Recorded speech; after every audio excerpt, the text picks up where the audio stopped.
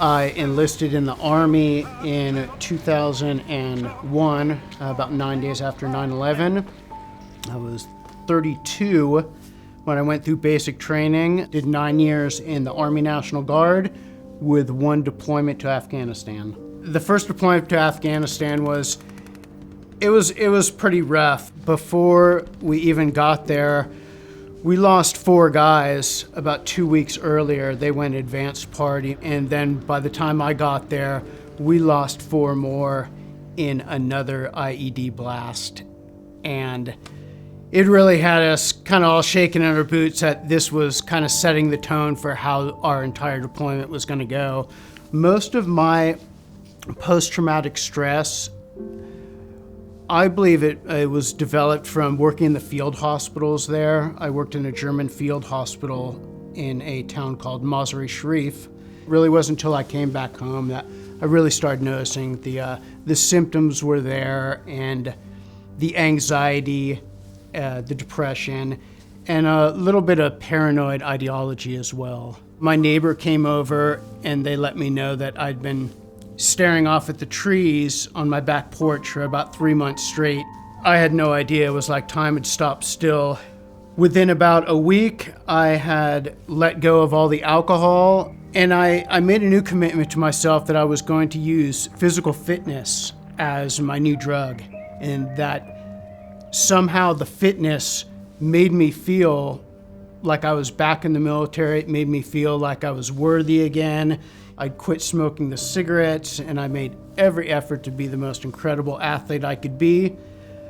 It was 2017, and I had a motorcycle accident. 2 shattered femurs. I broke bones in my back, in my neck, in my pelvis, and also suffered a mild traumatic brain injury for the second time. Share came into the picture when I found myself still in a wheelchair.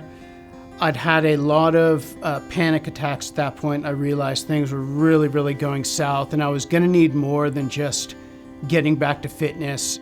It was time to just surrender and trust the process and start really, really using my ears and not so much my mouth.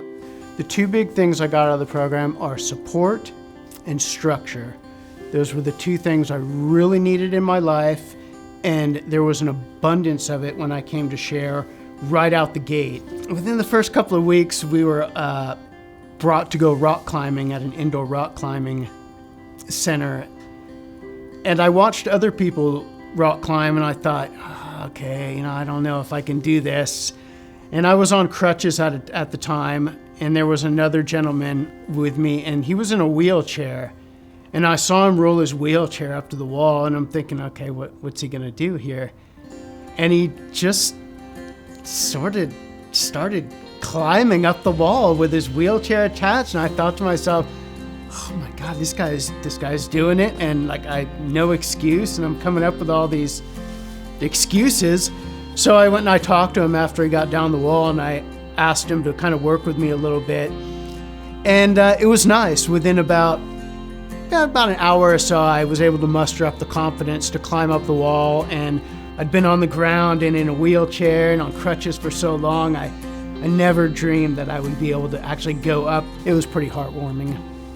The battle will always be here, and I've accepted that part.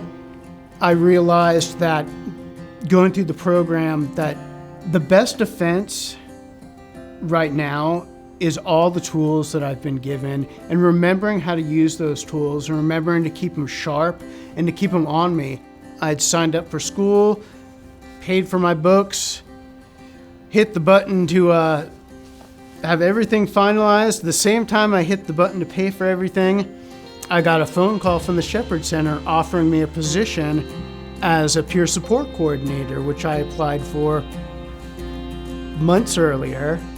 I pulled myself out of school and flew out here from California, and coming here to work with veterans for me every day is huge. Life is nothing without purpose.